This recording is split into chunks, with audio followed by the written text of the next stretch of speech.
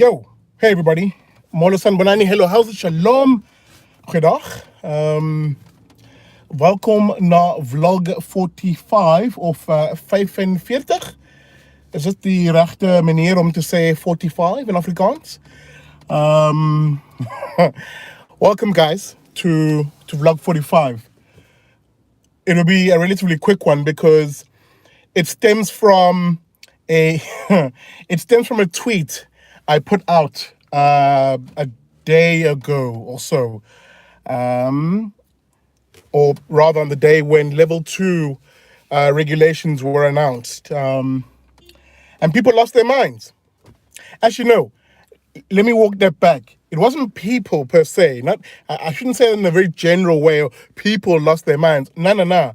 It was the trendy lefties, both the black iteration, who I like to call the Blavity Blacks.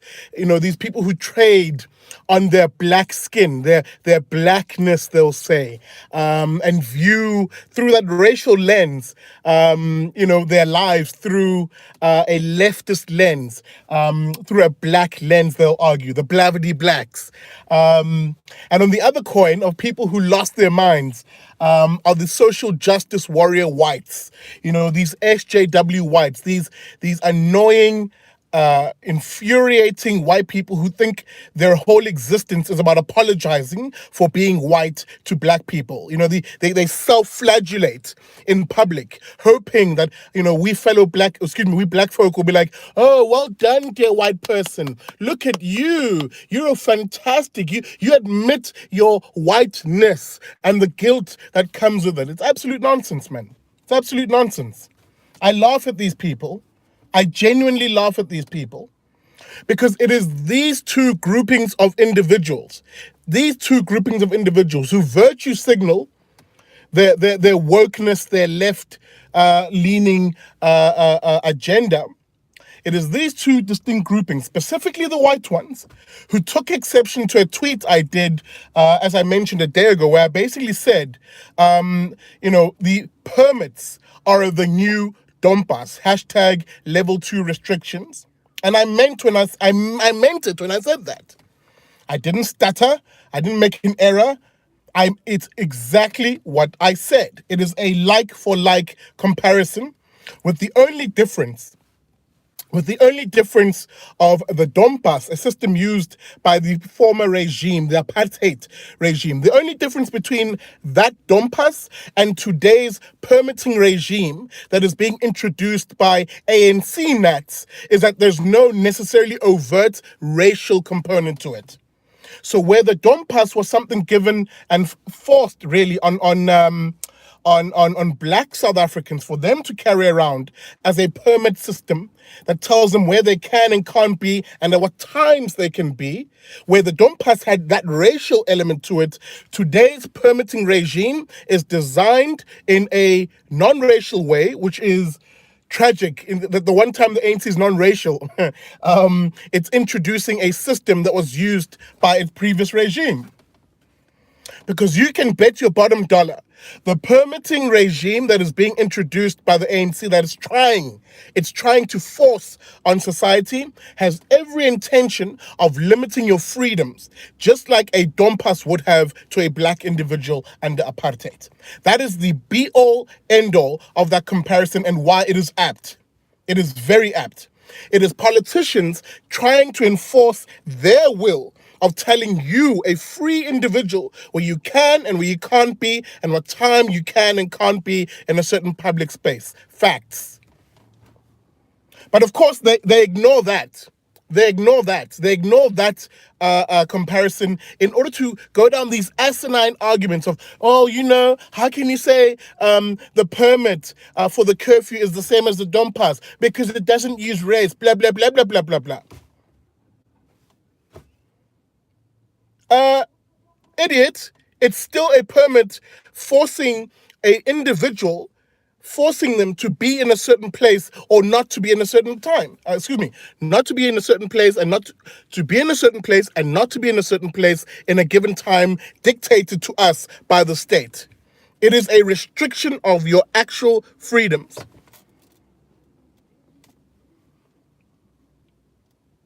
Guys, you've got to understand that there are some people who opposed apartheid and its laws, not because apartheid in and of itself was immoral in terms of its limiting of people's freedoms and literally enacting state violence on people. That's not the reason they opposed it.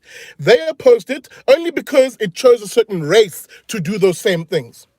So they accept the idea that the state ought to have the power to limit your freedoms and really to decide winners and losers in society, but they just don't like the idea that, it should target a certain race that they hold as being sacred.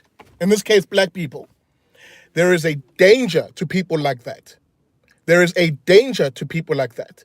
Because someone like that will happily ignore the fact that 300,000 South Africans in this country were locked up arbitrarily, and violence really, which is a real form of violence that. But I was making the point.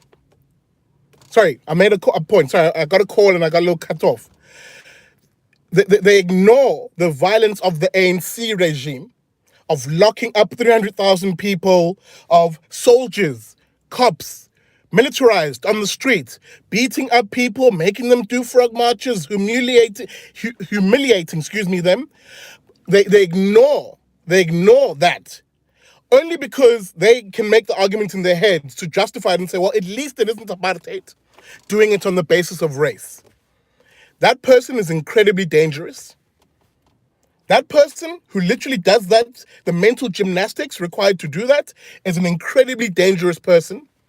He will ignore the fact that you have a boot on your face from these very ANC politicians. He will ignore that fact, so long as he can make the argument that at least it isn't apartheid. Very dangerous individual, that one, because he or she does not understand the value of liberty and your freedoms. In fact, they don't actually care about them. What they care about is the ability to at least say, you know what, at least it isn't those whites who are doing this, or at least it isn't those Khalids who are doing this, or those Indians or those blacks who are doing this. They accept as a foundational principle that the state ought to have powers to suppress and repress people. In their instance, the sort of people they don't happen to, the sort of people they happen not to like. That's really where they are and who they are. That is why I have a short toleration, if you will, for a lefty that comes onto my social media stream to tell me, oh no, don't say that about the state, Big Daddy. It's absolutely correct that the state should do this, as long as it doesn't do it to blacks or Indians or whites or Khalids. I will literally, I nearly swore, I will literally fluke you out if you come onto my timeline to argue that leftist nonsense and to argue it through the prism of race and your preferred race.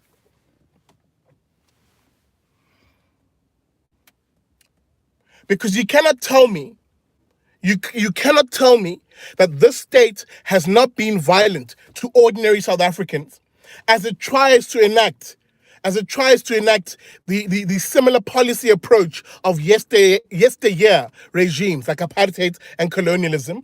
You cannot tell me that they have not been as violent as them. When you've seen images of soldiers in the streets, you've seen images of police harassing, beating up, intimidating, violating people's life, liberty, and their property rights. You cannot tell me that the ANC has not done exactly what apartheid politicians did in the past. And just because they don't do it with an outward stated goal of going after black people doesn't make their atrocities any less of an absolute danger to us as citizens. Oh, it's getting hot in here. Let me open the door. You cannot say things like that and expect me to take you seriously. I'm actually using a mask to wipe my sweat because that is as much use this mask really has in fighting COVID. And yes, I only wear this mask to avoid a fine or imprisonment. As to whether this thing really helps against COVID, yeah, keep believing that.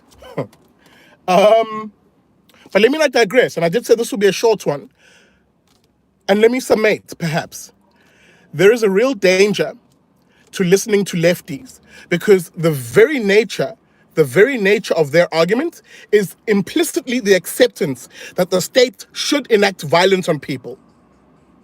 That is the implicit acceptance of where they are in terms of what they view as being the role of the state. They actually believe the state has a legitimate reason to enact violence on people. Where they differentiate things is to say, you know what, if it is going to enact violence, it should enact violence on those people, the ones that we don't like as lefties. Which is the foundational reason why them and I don't get along. Because I don't believe the state should have those sort of powers, period. What you really want in a society is a government that is a servant of people, not its master. And there is a very particular nature in which a government should be if it is to be a servant to people. Let me drop a quick bit of knowledge on you guys now. Quick bit of knowledge to wrap up. What should be the role of government, therefore, if it's to be a sort of government that I'm envisioning? What should be? That's the other thing. Before I get there, I see a comment here from Sunny SZA. Bianca's nuts. Yes, that's exactly who, by the way. I saw a particular trend as to who took exception to my tweet. I saw a very particular trend. As I mentioned at the beginning, it was the SJW whites, the virtue signaling ones, the ones who want to show themselves as in public as, look at me, everybody, I'm not like those whites. I can actually beat myself on the back and whip myself on the back to the joy of what they assume we are and who we are as black people. That's their assumption of us. Their implicit assumption of us is so condescending. They think every black South African out here is walking around waiting and looking for whites just to sort of be deferential and continuously apologetic. Hey, for sake, man. For sake. I don't want that. I don't want that. I want a society that treats everybody as an individual. Your skin color does not matter to me. Who you are as a person says more about who your character, if anything, than this idea that I need to treat you as a white, a black, a colored, an Indian. That is the most condescending thing, the condescending thing that we have literally imported from apartheid thinking and colonial thinking. And it persists to this day. And these people have the gall to call themselves non-racist, I hear them say. Nonsense. I mean, you can literally have a lady, if I'm to play that game for a moment, a white lady who can come onto social media and tell me to shut up because I don't understand. Hey guys.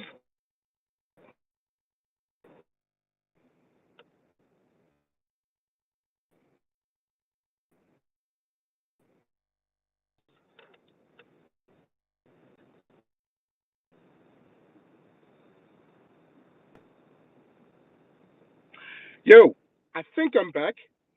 Apologies for that. It's actually quite a warm day. And obviously there's a bit of a greenhouse effect in my car, and the phone got a little too hot. So the iPhone did the whole, oh, it's too hot, I'm switching off. um, but maybe that's a good place for me to conclude because I was getting a little fired up. Uh, be very careful of these people, guys. Be very careful of these people who trade on their race and who make arguments based on their skin color or the skin color of someone who they happen to be talking about. Be very careful of those people because they tend to be the most racist. The most racist. And ironically, they'll always argue that everybody else is racist in their view. Everybody else is racist except them. Meanwhile, they say some of the most racist things ever. In fact, before I continue waffling on, because I've changed a few things in the car, can you guys still hear me? And am I actually live? So I'm going to wait for just a very quick confirmation of that, because I have to switch the car on, put the air conditioning on, etc., etc. So I'm going to just wait for that confirmation in the comments, and then I'll make my conclusion. Brian, I'm seeing thumbs up. You left theory. Yeah, I'm seeing, yeah, you're with us. Okay, cool. All right, guys. Then let me make my conclusion.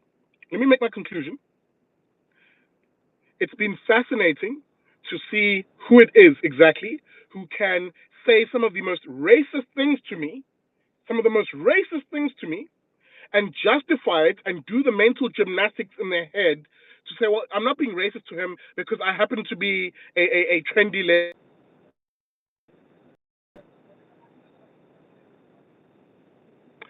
Guys, I think I'm back, but this line has really deteriorated. So let me just end the vlog here in terms of saying um, what should be the role of the government, therefore? What should be the role of government if it is to protect us as individuals from the excesses and the abuses that happened both under apartheid and happened today, because both of those abuses are of the exact same nature, even if the flavor is different. And that was the whole point I was making by